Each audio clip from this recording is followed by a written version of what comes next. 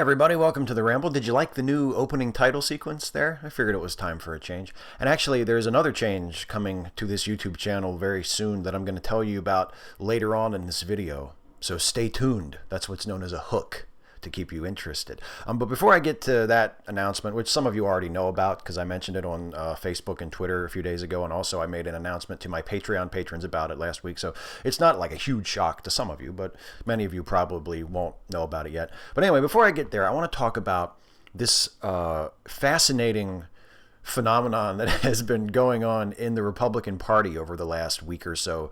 The violent rhetoric and the actual violence associated with the Donald Trump campaign has finally reached such a pitch and such a critical point that finally the other Republican candidates are beginning to speak out against it. Not all of them, of course. In fact, Trump picked up another endorsement recently from one of his fellow former opponents in Ben Carson.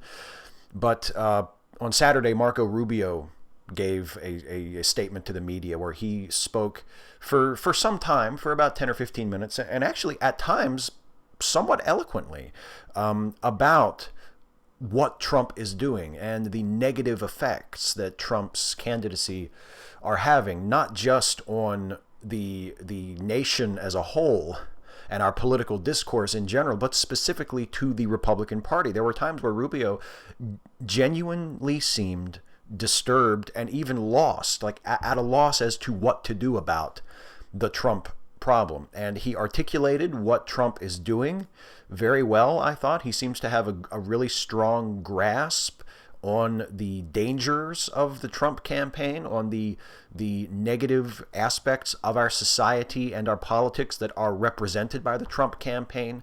And I feel that, of course, there is certainly a level of self-interest in what Rubio is saying and doing. He is not a neutral party. He is an opponent of Trump, someone who is vying for the same Republican Party nomination for president that Trump is. But at the same time, I feel like his concerns were sincere. And I felt like he was speaking from a place of honesty and conviction. And even though I would not vote for Marco Rubio in a million years, I don't think he would be a good president. I don't think he's a good candidate. I don't think he has been up to this point, and his remarks about Trump have not changed my opinion of him fundamentally. I can't help but respect him for some of the things he said about Donald Trump, and for the fact that he seemed to be speaking from a place of honesty and a place of real concern about the Trump campaign and about the violence associated with Trump, the violence that seems to be being instigated by Trump and Trump supporters, and also the violence being shown by some opponents of Trump, by some protesters of Trump rallies that are turning violent as well. I appreciated all of that, and I respect Marco Rubio for saying that, and I respect some of the points he was making. But the reason I bring this up in the first place, because I don't intend to just give a high five to Marco Rubio here. I mean, it's nice that he's finally come around and reached the same point that many of us have been at regarding Donald Trump for months. Like, that's great. Good for you, Marco. But my real point in bringing this up in the first place is to say that if you want to separate yourself from the Donald Trumps of the world, if you want to advocate for a kind of politics that is more respectful, that is more nuanced and intelligent, that doesn't rely on tribalism and doesn't rely on vilifying and demonizing out groups as Trump does relentlessly, that doesn't rely on threats and empty boasts and all of the things that have really defined the Trump campaign. Just a willful zeal at offending people, like not just being politically incorrect, but being open and proud of being offensive to people.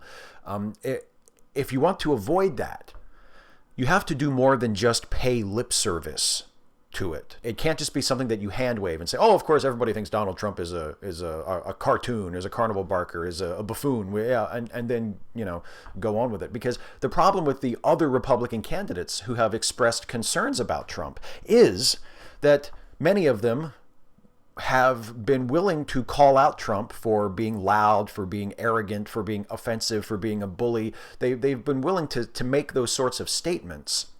But then they turn right around and advocate for policies that essentially would accomplish the same things that Donald Trump has said he wants to accomplish. They might not come out and say all Muslims are our enemies and we must drive them from our land and stop them at our borders. They don't say that. They're not blatantly Islamophobic, but they advocate for policies that essentially would have the effect of continuing to alienate and marginalize Muslims. They might not say we're going to round up all the immigrants and put them in trucks and drive them back across the border. They're not that blatant about it. But for the most part, their attitude toward immigration, and particularly toward undocumented immigrants, is not that different from Donald Trump's. So you can't have it both ways. You can't denounce Trump's rhetoric and denounce Trump's tactics and then go on advocating for very similar policies that would have very similar effects if implemented, but just doing it in a kinder, gentler tone. That doesn't really help anything. It might make the discourse more civil. It might make politics more palatable, easier to stomach. But you are still advocating for the same kinds of things that Trump is advocating. You are still feeding the same problems that Trump is feeding. You are still pandering to the same fears and ignorances that Trump is pandering to, just in a different way. And in terms of this election cycle, in a less successful way, politically speaking, because Trump seems to be getting all of that action because he has been so out there and open about what a bigot he is, what a bully he is, his disdain for cultural norms and mores, for politeness, for sensitivity to other people. He's made no secret either through his direct words or through his actions of his utter disdain for all of that. And that this time around has proved to be very appealing. So you can't denounce Trump, the politician, and Trump the speaker, and Trump the symbol of everything that is wrong with American politics, and then keep pushing for things that Trump would do if he were president anyway. It just doesn't work that way. Now, as for the big announcement that I mentioned at the beginning of the video, over the next month or so, I am going to be wrapping up the 5 Stupid Things series as they currently exist, both versions, the 5 Stupid Things on Monday version that's about current events, and then also the 5 Stupid Things About series that goes up every Wednesday. I'm going to be ending those series as they currently exist and replacing them with new shows under new titles that are similar in format. And one of the reasons I'm doing that is because I want to freshen things up a bit. I want to change things a little bit and not keep doing the same thing over and over and over again. But at the same time, not completely throw the baby out with the bathwater, because I do really, really like those formats. I love the 5 Things format. I think that's a good sort of a list video type of thing that also allows me to offer commentary and make some jokes and hopefully offer some insight into both current events and sort of general subjects. I'm going to keep doing all of that, but there will be a new series that goes up every other Monday that will be called The Low 5. That will be sort of the current events version of 5 Stupid Things, what 5 Stupid Things is now.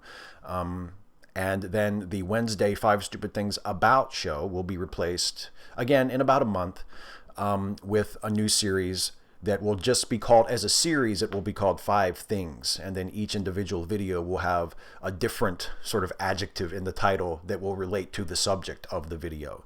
It'll still be the same perspective. It'll still be the same voice. It'll still be critical and skeptical and funny whenever possible. It won't change all that much in terms of the content or in terms of the presentation. The other reason, in fact, the main reason why I decided to make this change now is I got to a point where I just wasn't comfortable anymore doing a series with the word stupid in the title.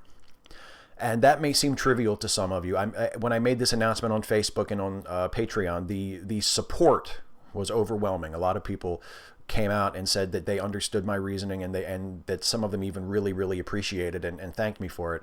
But there were also some people who were sort of confused by it. There were some people who didn't really get why it was important. And then there were even a few people, puzzlingly, who seemed to take it personally, who felt like me making a decision not to use the word stupid in a title was somehow an insult to them or an attack on them. That is certainly not what I intended. And I really hope nobody watching this video, hearing this for the first time, that I'm ending 5 stupid things in part because I don't want to have a series with stupid in the title anymore. I hope you don't take that personally. If you use the word stupid, if you think the word stupid is just fine and it is a part of your vocabulary and you're not looking to change that anytime soon, okay. I am not going to become the language police. To my knowledge, I have never used this YouTube channel or my social media presence to fuss anyone about the language they use. I don't intend to do that now. But it's just something that has been sort of waiting to happen in me for a while. It's something that I've been ruminating on for a while. I do have friends, close friends, people I really respect and admire and love, who consider stupid to be a bullying word, to be an ableist word, to be a word that just doesn't make them very happy, that they consider harmful. And it's a decision that I've finally come to. I've decided that I'm not going to use that word anymore, or I'm going to try not to. Now, obviously, I'm only human. I may let it slip out every now and then. It's a change that in my vocabulary I am still sort of coming around to. It's an adjustment that I'm still making, as I have made many, many adjustments like this in the past. Years and years ago, I did something similar in my own vocabulary when I stopped using the word retarded. As many of us have, that the use of that word, and at least as far as I can tell, has dropped significantly. Many people no longer consider that to be an acceptable word, and that is something that I'm happy with. You know, I don't miss saying that word, and I think stupid is something along those lines. For me personally, it's something that I want to fix that. I want to change that. If that is not where you're at personally with your vocabulary, if you don't see it the way I see it or the way my friends who have changed my thinking on this see it, perfectly fine. Perfectly fine. Language is something that evolves. It evolves at a different pace for different people. You may never think that there's anything wrong with the word stupid. You may have thought there was something wrong with it 10 years ago, and you're like, thanks for catching up, Steve. That's perfectly all right. This is not something I'm looking to be talked out of. I mean, if you do have something critical to say, if you do have something about it that you disagree with and you want to share that in the comments, that's fine. You're welcome to do that. But I'm not looking to be talked out of this. I'm not looking to be convinced that this is a bad idea. To me, up here, it's already happening. The wheels are already in motion. And the truth is, if I didn't have YouTube series with the word stupid in the title, I would have made this change, and most of you probably would never have known the difference. The only reason why I'm making an announcement about it is because it will require me to change some things about my YouTube channel. I thought that people who watch my videos and are interested in my videos and who especially enjoy those series, I thought you folks would appreciate an explanation as to why it won't be 5 stupid things anymore. It will be different things. So that's what this is. And I'm looking forward to the new shows, which again will be very similar to the old shows. But I'm looking forward to freshening it up a bit and to doing something a little different. Similar, but also different. It's exciting. And I know maybe some of you will treat this as bad news or as disappointing news, but I encourage you not to. I encourage you to check out the new shows, to give them a chance, to see that it's really going to be very similar in format. It'll just be a slight change to make me feel better about the language I use to express myself, to be a little more inclusive in the way I present my content. It's something that I'm really, really happy with.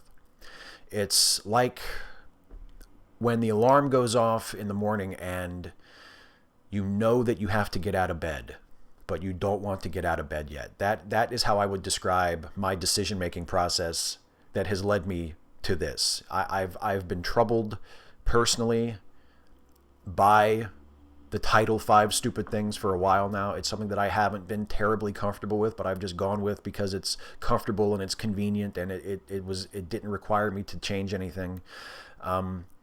But that alarm went off a while, and I've just been laying in bed telling myself, oh, I know I have to get up eventually, but I just don't want to get up yet. Well, now I've decided it's time to get up. Hey folks, I hope you enjoyed this video. If you did, please like it and share it and subscribe to this channel if you're not subbed already. And also please consider helping me to make more videos like this one by supporting this channel through Patreon. You can go to patreon.com/Steve Shives to become a patron. Thanks again for watching, and I'll see you next time.